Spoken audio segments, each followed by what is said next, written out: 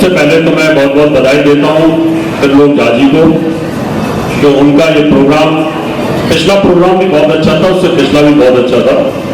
Management आपकी बहुत अच्छी है और उनके सहयोगी अरुण अग्रवाल जी, उनके प्रोग्राम भी बहुत अच्छे रहे। उनका रोनी का प्रोग्राम बहुत अच्छा रहा, तो इसलिए आप बधाई के पात्र हैं। मंच पर उपस्थित शैलेंद्र पांडे जी, अनिल मित्रा जी, अश्विनी गौतम जी, मानवेंद्र जी, सैफाली जी, प्रणव जी, पद्म उपाध्याय जी, बड़े पुराने हमारे सीनियर तांत्रिक भी हैं और एस्ट्रोलॉजर भी हैं। भाई राखी जी, आप इनको टीवी चैनल पर देखती हैं, हमारे साथ भी बहुत डिबेटों में देखा होगा, और साथ में अलका जी, और मेरे सामने उपस्थित सभी ज्योतिष बंधुओं। आज आप यहां पर आए हैं कुछ न कुछ सीखने के लिए, अपने ज्ञान को बांटने के लिए। मंच पर जो लोग बैठे होते हैं वो अपने अनुभवों को शेयर करते हैं, अपनी रिसर्चेज को शेयर करते हैं, और किसी भी ज्योतिष सम्मेलन का उद्देश्य ये होता है कि आपके पास जो ज्ञान है उस ज्ञान को बांटा जाए। अब जो लोग खा पी रहे इधर उधर, उनसे मेरा निवेदन है वो बैठ जाए, थोड़ी देर खाना पीना बंद कर दें, क्योंकि कभी कभी ज्ञान की बातें जिंदगी पलट देती हैं।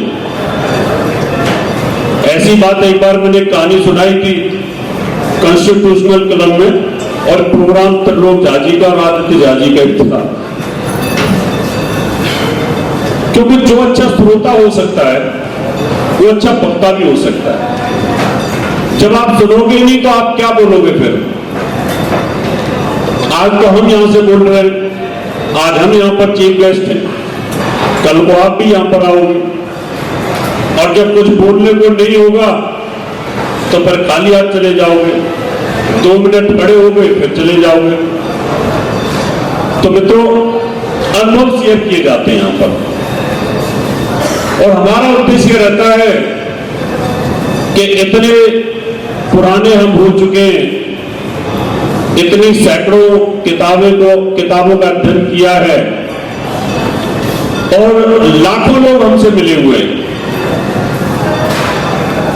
जैसे कभी थोड़ी देर पहले मानवेंद्र जी ने कहा था कि भाई हमारे पास लोग आते हैं तो वो अनुभव भी देके जाते हैं, उनकी सोच होती है। भिन्न भिन्न प्रकार के लोगों का अनुभव होता है। एस्ट्रोलॉजी जो है एक ऐसा ज्ञान है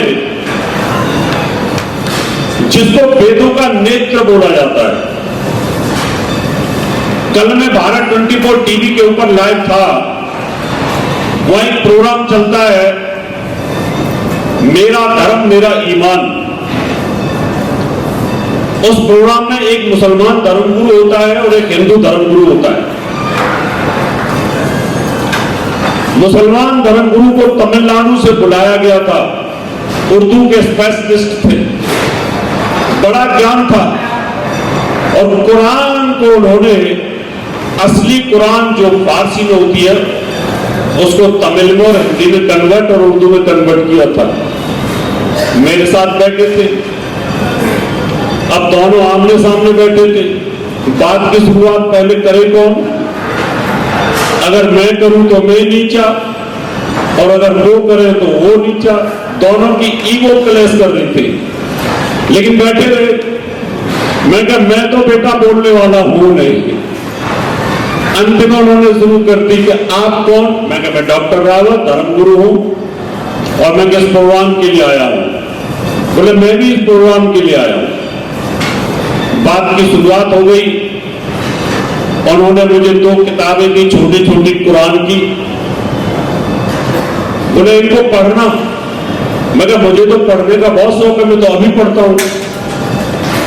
मैंने उसकी इंडेक्स पढ़ी, इंडेक्स को पढ़ते पढ़ते पढ़ते रिजेक्ट करता चला गया सारी इंडेक्स को। अंत में 61 नंबर और 62 नंबर के पेज पर मेरा ध्यान चला गया।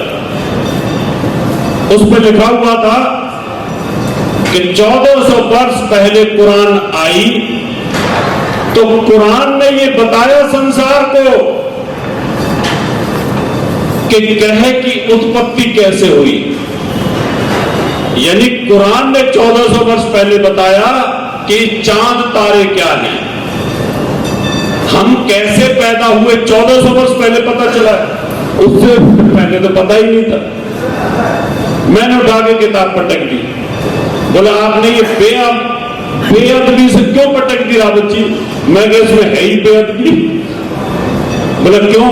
मैं कहा कुरान लिख रही है कि 1400 वर्ष पहले पता चला इस दुनिया को कि ये ग्रह तारे हैं क्या, चंद्रमा क्या है, सूर्य क्या है ना, पृथ्वी क्या है, और इस पृथ्वी के ऊपर 7 लोक और हैं। मैं कहा हमारे यहां तो 7 लोगों की कल्पना बहुत पहले से। बोला आपने इसकी बेअदबी क्यों की? मैं इसलिए किया कि झूठ है, ये किताब पाखंड है। बोला कैसे? मैं कहा हमारा चल रहा है संवत 2080 अब आने वाला है, और 2080 से हमारा पंचांग चल रहा है, और उस पंचांग में लिखा होता है राशि, नक्षत्र, वार, करण, योग, कृष्ण पक्ष, शुक्ल पक्ष, और ग्रहण का विवरण लिखा होता है कौन से टाइम पे किस समय पर ग्रहण होगा। और तुम कहते हो 1400 वर्ष पहले पता चला। तो बेचारे परेशान हो गए। उनके साथ एक उनका असिस्टेंट भी था, वो अटेंडेंट बोला मेरे से, अच्छा ये बताओ आपके यहां पर सूद को कैसा मानते हैं? सूद, ब्याज। मैं कहा हमारे यहां तो अच्छा मानते, मुझे पता था कि यहां नहीं मानते। मैंने जानबूझ के कहा, मैं कहा हमारे यहां तो बहुत अच्छा है कि अगर सूद ना होता तो ये स्टेट बैंक ना होती, ये पंजाब नेशनल बैंक ना होती, ये बजाज फाइनेंस ना होती, LIC ना होती। मैं कहा हमारे यहां सूद को बड़ा बढ़िया माना गया है, बशर्ते सही तरीके से लिया जाए और सही तरीके से दिया जाए। बोला हमारे यहां तो पाप है। मैं कहा अच्छा, मैं तुम्हारे यहां पाप क्यों है? बोला हमारे यहां पाप है, अल्लाह ने कहा है। मैं कहा अल्लाह ने गलत बोला है। मैं सूद बहुत बढ़िया है। मैंने कहा तुमसे मैंने 1000 रुपए लिए, 1000 रुपए का मैंने बिजनेस शुरू किया, उस बिजनेस से मैंने 2000 कमाए, 1000 तुम्हें वापस कर दिया, 1000 रुपए मैंने सेव कर लिए, तो इसमें बुराई क्या है? ये तो इकोनॉमिक सिस्टम है। तो उनका जो अटेंडेंट था फर्राटेदार इंग्लिश बोलने लगा। मैं कहा नो, मैं कहा इंग्लिश से मुझे अंडर प्रेशर करने की जरूरत नहीं है, मेरी बात का जवाब दो।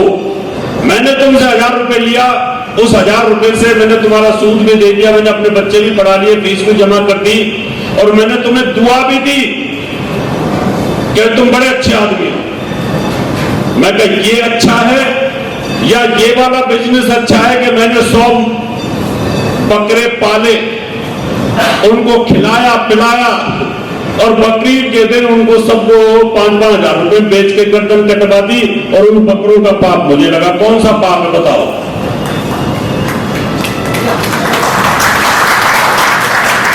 अब तो बेचारे परेशान हो गए, बोले हम फिर कभी बहस करेंगे। मैं रुको अभी रुकिए, बहस अभी जारी रहने दो। तो बेचारे फिर पीछे छुड़ा के चले गए। तो मित्रों, हमारा जो ज्ञान है ना, ये बड़ा पवित्र ज्ञान है।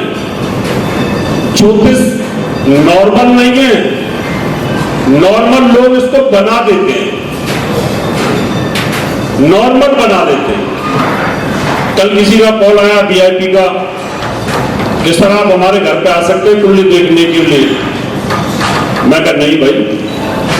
बोले क्यों? मैं कहा मेरा प्रोटोकॉल है, मैं जैसे तुम्हारे मंत्री का प्रोटोकॉल है ना, वो मेरे पास नहीं आ सकता कमांडो के साथ, मेरा भी प्रोटोकॉल है, मैं किसी का कुंडली देखने ऐसे नहीं जा सकता। मैं कहा ज्योतिष की भी कर्मा है, वेदों का 6 अंग है, वेदों का अध्ययन करने के लिए 6 चीजों की आवश्यकता है। अगर आप वेदों का अध्ययन करना चाहते हो तो आपको संस्कृत की व्याकरण आनी चाहिए, व्याकरण का नॉलेज होना चाहिए, तभी आप संधि विच्छेद करके आप किसी चीज की जानकारी दे सकते हैं। उसके लयबद्ध तरीके आने चाहिए आपके पास। और मैं क्या, छठा अंग तो ज्योतिष इसलिए है कि बिना मुहूर्त के, बिना अंतरिक्ष के अंदर कौन सा अमृत सिद्धि योग बन रहा है, अंतरिक्ष में कौन कौन से अच्छे योग बन रहे हैं, बिना उसके किसी चीज की पूर्ति नहीं होती है। मैं मुहूर्तों का बहुत बड़ा इसमें रहस्य होता है। तो मित्रों, ज्योतिष ज्ञान है, इसको बड़े आनंद के साथ पढ़ना चाहिए। अब मैं इस विषय के ऊपर आपको सूत्र दूंगा, कुछ अनुभव भी शेयर करूंगा, लेकिन मैं अपनी तरफ से बोलूंगा तो मैं तो बोल के चला जाऊंगा, तो मेरा तो काम ही रोज का यही है। लेकिन मैं ये चाहता हूं कि जनता में से आप मेरे भाई हैं, सारे एस्ट्रोलॉजर हैं, आपको भी बड़ा ज्ञान है, आपको कहीं प्रेडिक्शन करने में अटकाव आता है, कहीं मां दशा में, अंतर दशा में, कुंडली मिलान में, मंगलिक योग में देखे कि न देखे, मंगलिक से कौन सा कटता है कि नहीं कटता, पंचांग में क्या लिखा है, किसी प्रकार की अगर आपको किसी तरह की कोई हिचक होती है तो मैं उस विषय पर बोलूं। एक तो होता है कि मैं अपनी तरफ से ही बोलूं कि सभी वक्ता बोल के जाते हैं, अपनी बात रख के चले जाते हैं, लेकिन मेरा उद्देश्य रहता है कि अगर आप कोई टॉपिक देते हैं, आपके दिमाग में कोई टॉपिक ऐसा आता है तो उसके ऊपर बोलूं, नहीं तो मैं तो जैसा मेरे पास अनुभव है, मैं पब्लिक को जैसा ज्ञान देता हूं उसी प्रकार से आपको जानकारी दूंगा। अभी आपको मानवेंद्र जी ने बताया था स्टार्टिंग में कुंडली मिलान में क्या क्या दिक्कतें आती हैं, कुंडली कैसे मिलानी चाहिए, कुंडली का वैज्ञानिक रहस्य क्या है, कौन कौन से योग देखने चाहिए, उन योगों की वजह से जीवन कैसे तबाह होता है, पति पत्नी का वैवाहिक जीवन कैसे डिस्टर्ब हो जाता है, 50 साल एक जोड़े को साथ में जीना होता है, 50 साल अगर उनका विचार नहीं मिलते हैं तो फिर जीवन किस प्रकार से नर्क बन जाता है। एक ज्योतिषी के ऊपर, एक ज्योतिषी के एक इशारे पर, एक उसकी सलाह के ऊपर हम 50 साल तक जीते हैं। तो आपका ज्ञान छोटा मोटा ज्ञान नहीं है, आप अपने ज्ञान को छोटा मत समझिए। एक आईएएस मेरे पास आता है, एक लड़की जज मेरे पास आती है, दोनों की कुंडली मुझे मिलानी है और उनकी जीवन की जो आधार है वो हमारे ऊपर टिका हुआ है। इसलिए हमें खाली वहां पर गुड़ मिला दिए, मिल गए आपके 20, 22, 30, उससे काम नहीं चलेगा। इन सबके वैज्ञानिक आधार होते हैं। तो आप अगर कोई टॉपिक देना चाहते तो ठीक है, नहीं तो मैं आगे आपको जानकारी देता हूं।